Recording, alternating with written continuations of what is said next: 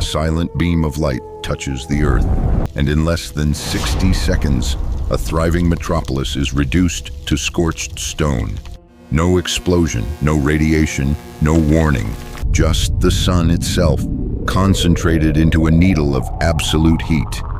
This was not a fever dream of the distant future, or a sequence from a modern blockbuster.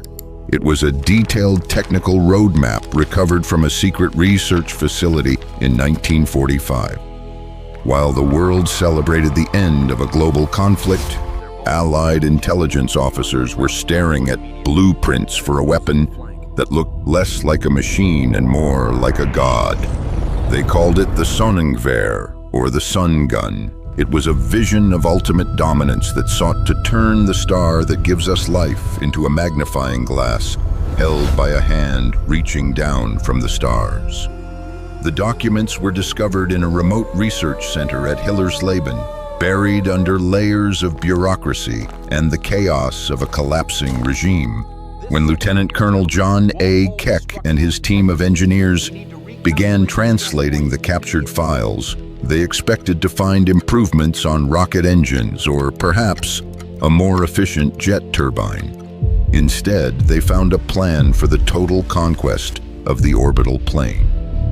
The designs described a massive mirror, nearly 9 square kilometers in area, constructed from highly reflective metallic sodium and positioned in geosynchronous orbit. At over 5,000 miles above the surface of the Earth, this mirror would be focused by a manned space station, tilting to catch the sun's rays and concentrating them into a searing point of thermal energy directed at any target on the ground. The sheer scale of the ambition remains chilling. The scientists involved, led by the visionary physicist Hermann Oberth, hadn't just theorized the weapon. They had calculated the logistics of its assembly. They envisioned a permanent crew living inside the mirror's structure, breathing oxygen produced by pressurized gardens, and wearing magnetic boots to navigate the weightless environment. These men would be the first true orbital sentinels, perched in a silent void, holding the power to decide which city would remain on the map and which would be erased by a focused shaft of pure heat. It was the ultimate high ground, a position from which no army could hide and no bunker could provide shelter. The technical specifications suggested that this mirror would be assembled in sections and launched into space by massive multi-stage rockets. Once in orbit, the panels would be unfurled like the metallic petals of a predatory flower. The resulting disc would act as a parabolic reflector. By adjusting the curvature of the mirror through a series of cables and winches, the crew could tighten the focal point. At its most concentrated, the beam could vaporize water, ignite forests, and melt the steel infrastructure of a nation's industrial heartland. It was a weapon of absolute psychological and physical terror, designed to force a global surrender without ever firing a single bullet. Hermann Oberth had first proposed the concept of a space mirror in 1923, originally framing it as a tool for the betterment of mankind.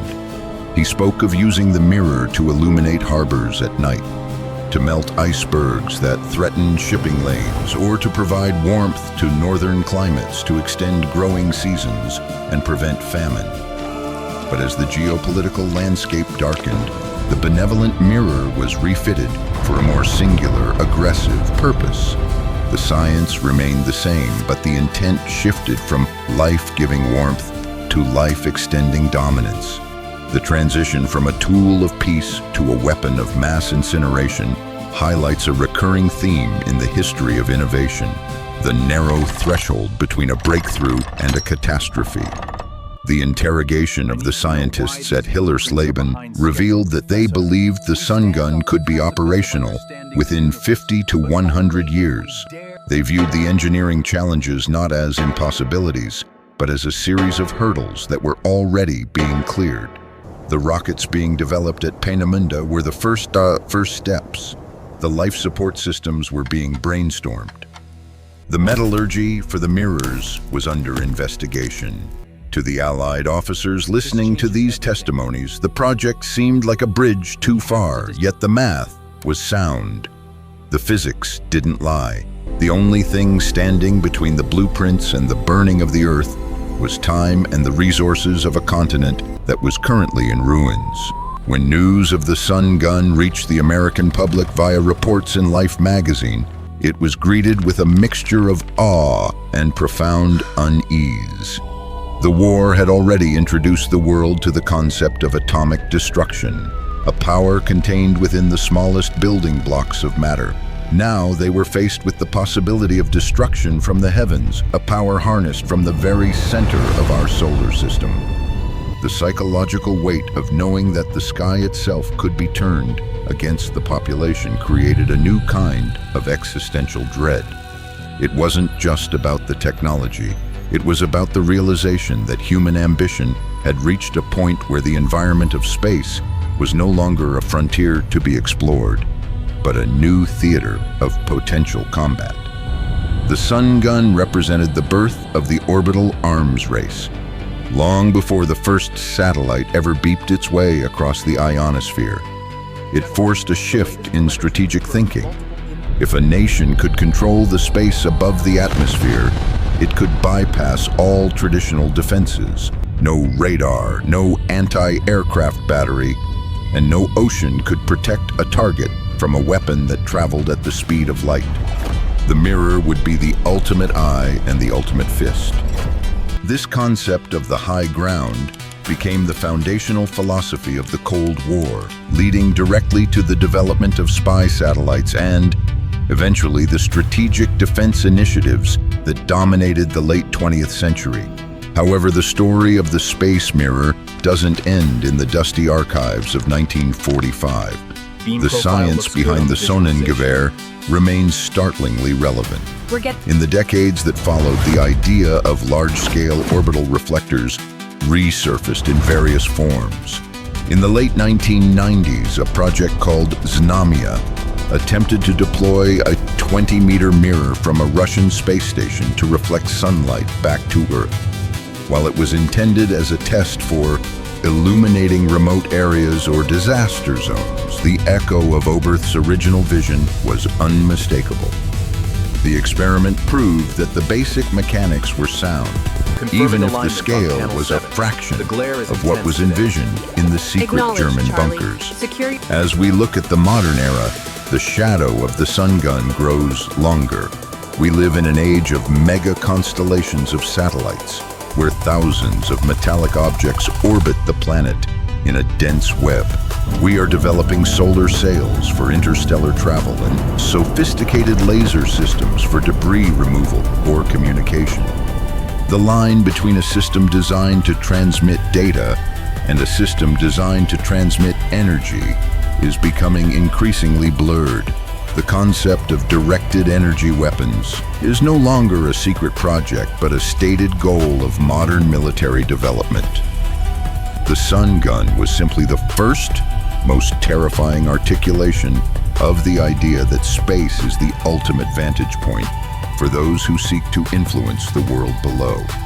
There is a lingering mystery regarding how much of the sun gun's research was absorbed into the secret programs of the post-war superpowers. Operation Paperclip brought the minds behind these projects to the United States, while similar efforts drew talent toward the Soviet Union. While the public focus was on the moon race and the development of ICBMs, the dreams of orbital mirrors never truly vanished from the classified peripheries of aerospace engineering. The blueprints found at Hillersleben might have been set aside as too expensive or too complex for the 1950s, but the logic of the weapon remained a persistent ghost in the halls of power. The dark allure of the sun gun lies in its purity. It requires no fuel once it is in position. It creates no fallout. It simply redirects what is already there. It is a clean, silent, and absolute method of control. This reflects a specific type of dark ambition, the desire to possess the attributes of a natural force. To command the sun is to step beyond the role of a mere human actor and into the realm of a cosmic architect. The scientists who drafted those plans weren't just thinking about winning a war, they were thinking about rewriting the hierarchy of the planet, placing themselves in a position where they could look down from the void and dictate the fate of the surface with a flick of a mirror. As we move deeper into the 21st century, the feasibility of such a project only increases. Our ability to manufacture in orbit, to launch massive payloads cheaply, and to automate complex structures means that the hurdles identified in 1945 are rapidly dissolving. The question is no longer whether we can build such a thing, but whether we have the collective restraint to ensure that the sun remains a source of life rather than a source of terror. The blueprints from Hillersleben serve as a reminder that the most dangerous weapons are often those that look the most beautiful in theory. The simple, elegant redirection of light to achieve an unthinkable end. The sun gun remains a haunting what-if of history. What if the conflict had lasted another decade? What if the resource-strapped engineers had found a way to bypass the logistical nightmares of the 1940s? The world might have looked up to see not just the moon and the stars, but a shimmering metallic eye watching from the darkness, a constant reminder of a power that could incinerate a city without a sound. It is a testament to the fact that the darkest corners of human ingenuity are often found when we look toward the brightest light.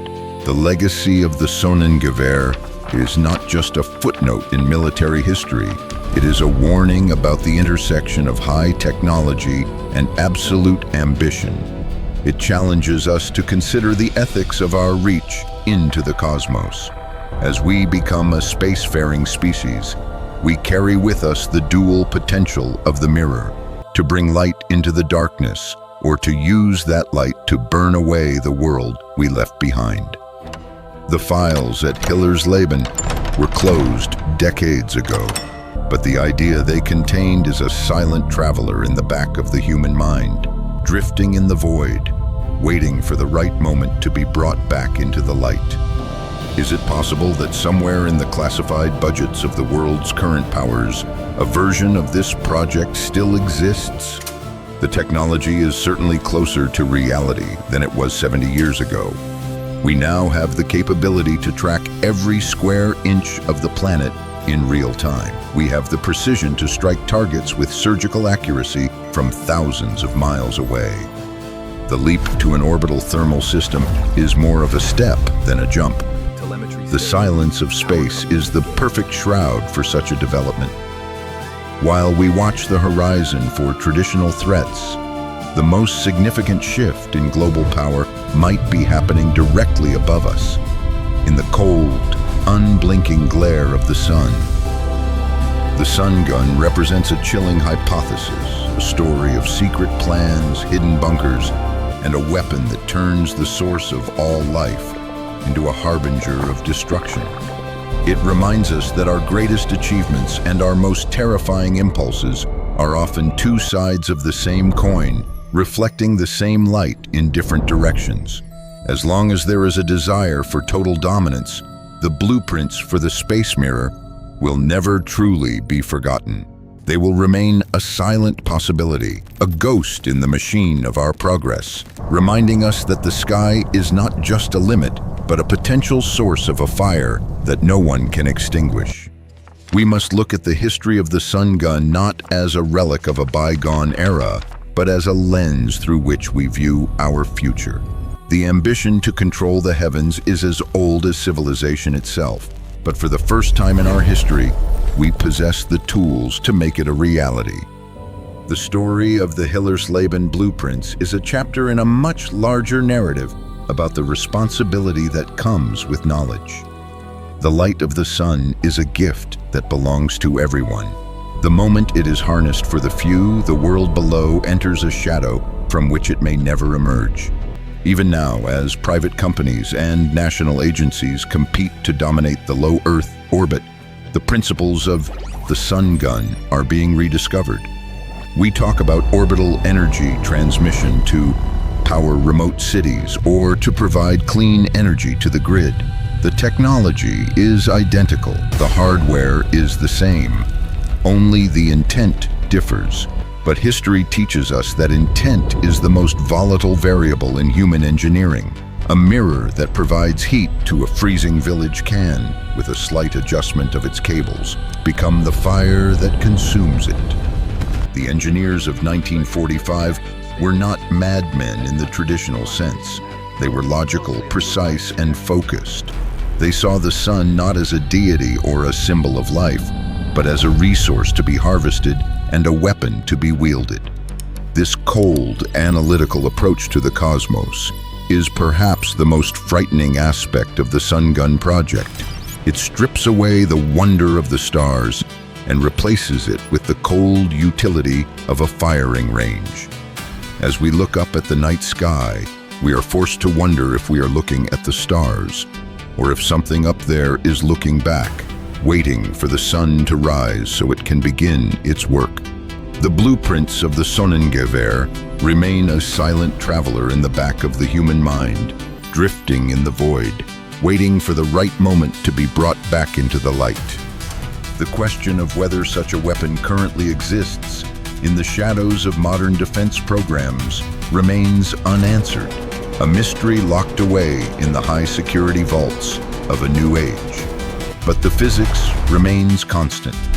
The sun remains burning, and the mirror, whether made of sodium or sophisticated composites, remains the most elegant and terrifying weapon ever conceived. The fire from the sky is no longer a myth. It is a technical possibility, orbiting the Earth in the silence of the vacuum, waiting for the hand that will finally tilt it toward the world below.